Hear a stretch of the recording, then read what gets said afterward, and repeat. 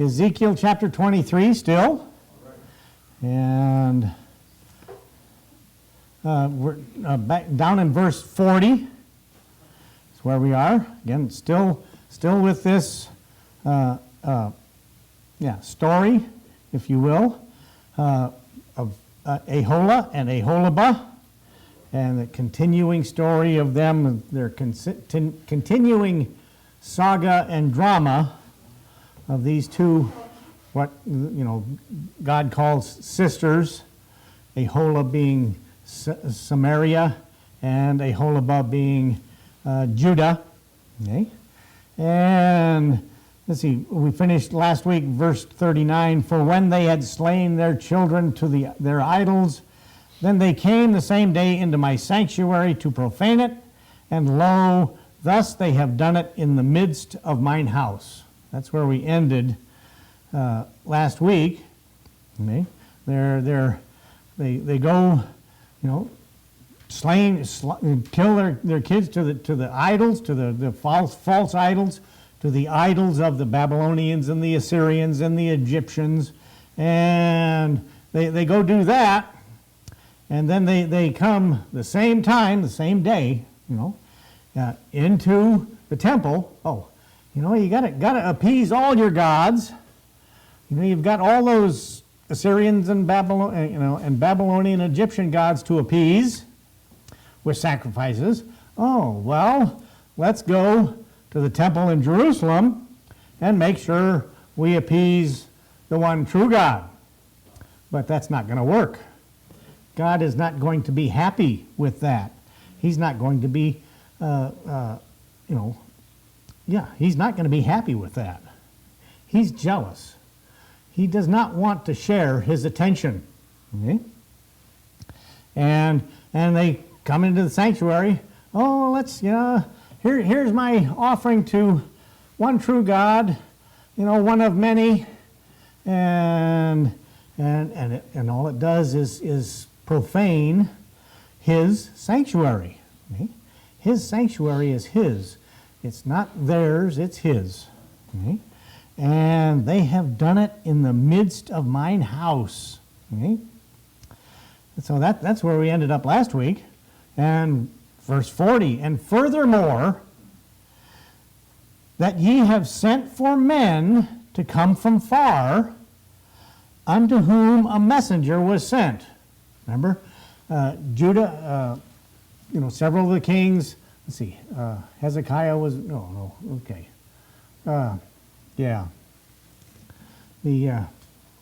Whichever, anyway.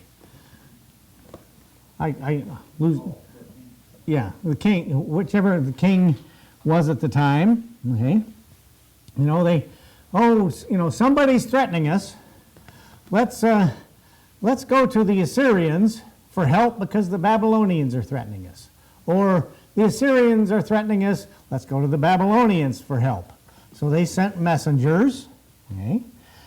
Sent men, sent emissaries, if you will, ambassadors.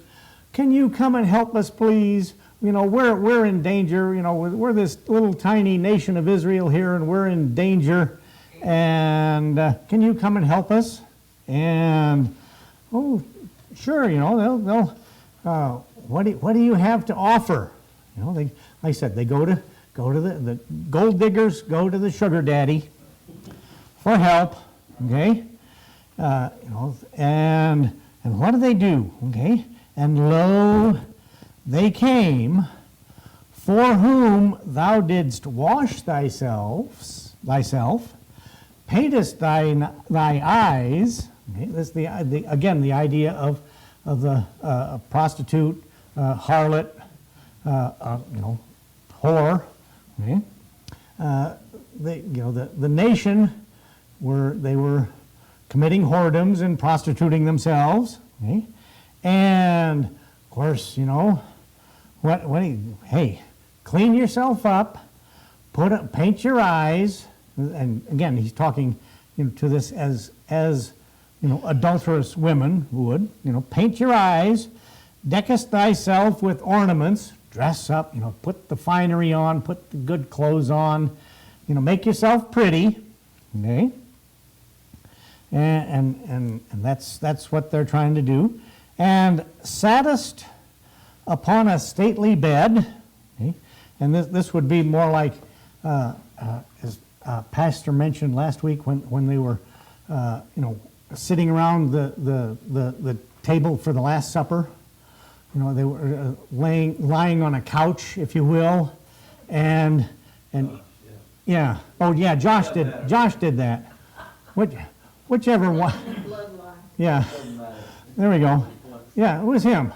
I knew it was somebody there connected with the family.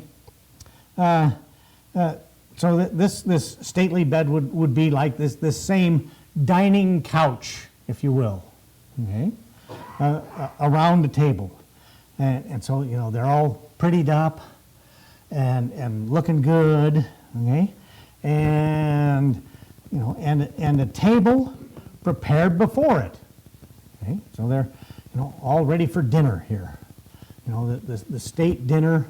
This is the one where they do some bargaining and all of that sort of stuff. What will you offer me? Will you, the Assyrians, will you, or the Babylonians or the Egyptians, will you worship my idols? And we will help you. But we also need, if we're going to raise an army, we need some money to raise some army with. Okay. Hire some mercenaries. This would be what they are. Hire the mercenaries. And so, what do you have here, money-wise? Let's talk money. And that's what they did. Okay. Whereupon, as table prepared before, whereupon thou hast set mine incense and mine oil. Okay. The temple incense and the temple oil, specially prepared. God had a special recipe, secret recipe for this stuff, and it was expensive. You had to use the finest oil, the finest ingredients in the incense. Okay? And this was, again, dedicated to the Lord God. This was His incense, His oil, and you're smelling up, if you will, you're making fragrant the dining table with these heathen ambassadors who you are trying to court to help you. You are, smelling it up, making it smell nice with God's incense and God's oil. And you're using God's oil, if you will, to prepare the meal, okay, or to, hey, let's take a little bit of God's salad oil, which wasn't its purpose. Let's put it on the salad, and for dressing, or let's the gold digger, she comes in, to anoint the rich captain of the army, anoint him with oil, put some nice oil on it so that he's, or wipe his feet with oil, and all that sort of good stuff. But pouring God's oil on this heathen, idol-worshiping interloper, if you want to call it that. Okay, mine incense and mine oil, and a voice in verse 42. Kind of changed a little bit of gears here. So yeah, here's God's temple, God's stuff being profaned to anoint the sugar daddy, make the sugar daddy and payment. Remember, there were a couple of the kings actually stripped gold and stuff off of the temple and gave temple utensils, bowls and stuff, the gold stuff. Okay, gave that to them for payment. So and and a voice of a multitude being at ease was with her. Right? So the voice of tumult was stilled. Tumultuous cries of the invading army were stilled. Right? Oh, here comes invading army. Oh, the Assyrians are helping the Babylon, helping the Israel against. So let's cool it for a while. We'll still that. We'll bide our time. Wait till Sugar Daddy gets tired of Gold Digger, okay? And then we'll move. So this voice and being they were at ease. They stilled, okay? And with the men of the common sort, okay, regular guys, if you will, multitudinous crowd, everybody, okay. And with the men of the common sort, along with them were brought Sabaeans, okay, from the wilderness. And I wasn't looking in the right place. I tried to look up Sabaeans.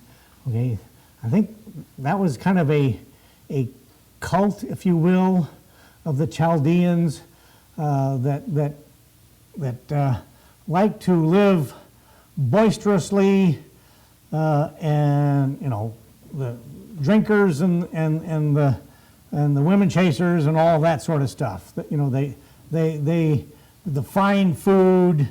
Let's see. I guess let's see. Rome had one of their gods was Bacchus. He was the partying guy. If I remember right, Bacchus was the god of partying. And I think that that's kind of what these guys were. Okay, the partiers in the bunch. Okay. Oh, those guys over in Israel. Hey, they're throwing a party. Come on over, join in. They're paying for it all, and the idea is, that we will help them. Okay, and so men of the common sort, and these could also be classified as the mercenaries of the crowd. Okay, and brought Sabaeans from the wilderness, which put bracelets upon their hands and beautiful crowns upon their heads. Okay. The if you will, the supposedly helping army, the sugar daddy guys, okay. Oh, they were adorning now. Oh, we'll make you prettier. Bracelets upon their hands, beautiful crowns upon their heads. Okay. So now, Gold Digger, she's looking even prettier, and things are going wonderfully. The tumult has ceased for a time being. Then, I got a question. Okay. Or you can kind of comment on it. It just, as you're teaching this,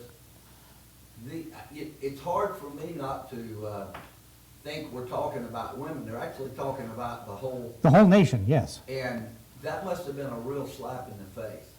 Oh, yeah. They're saying, in essence, you're like silly women. You're like, yeah. That must have been, anyway.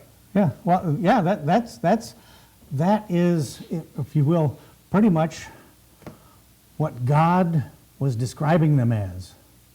That and he says, previously, by doing all of this, by being, like the silly women, okay, and that you're just shaming yourselves, and you're shaming the whole nation.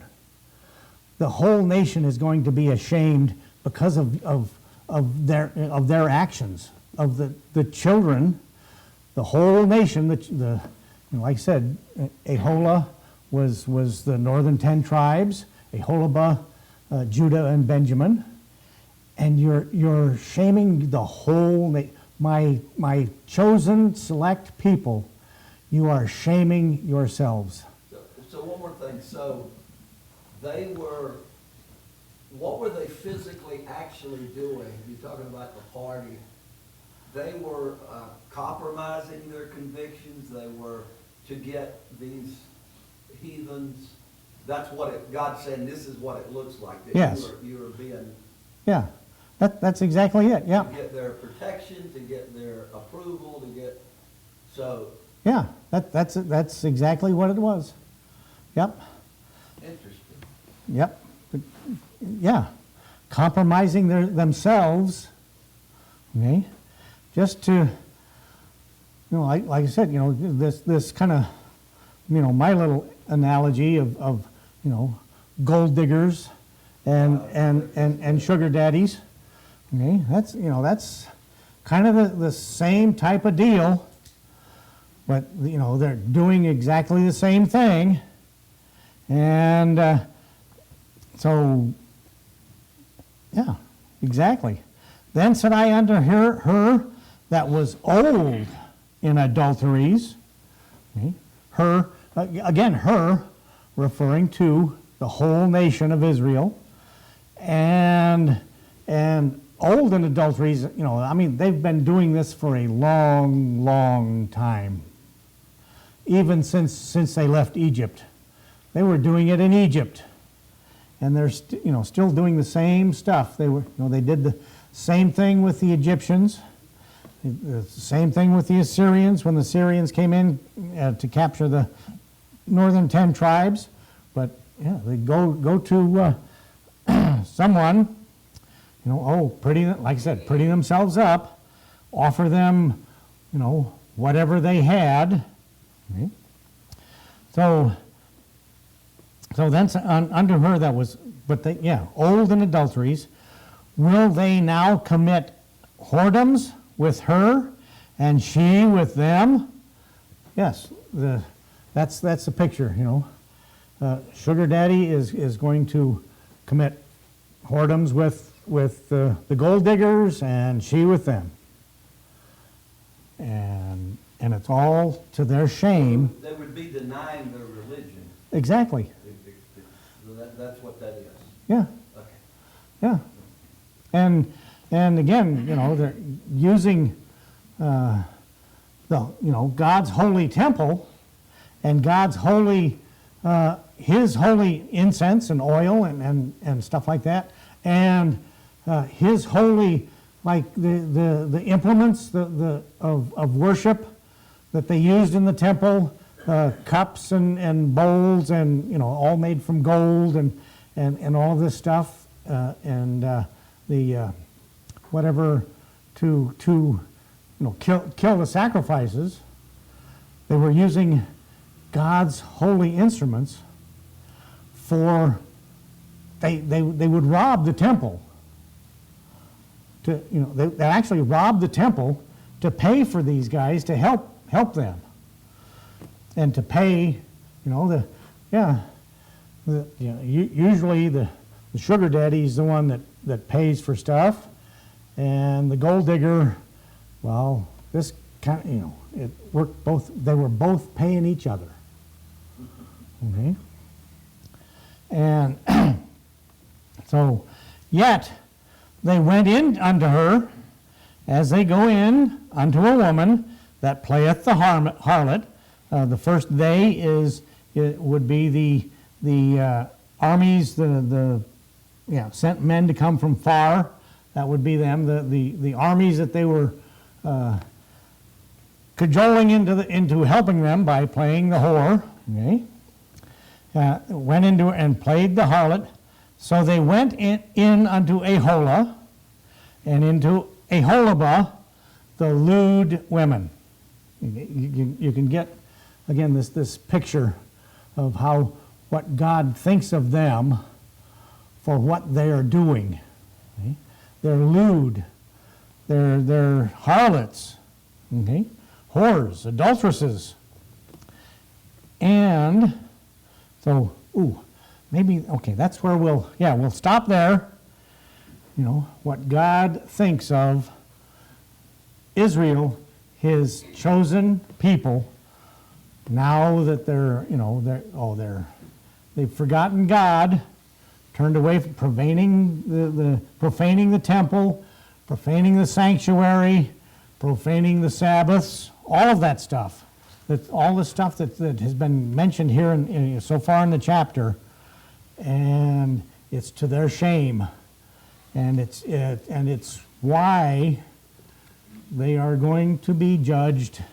They're going to lose all of that. Okay? Very soon, they're going to lose it all. In about 3 years, we're like 590 thereabouts, and Nebuchadnezzar moves in about 593 to sack Jerusalem, destroy the temple, all of that.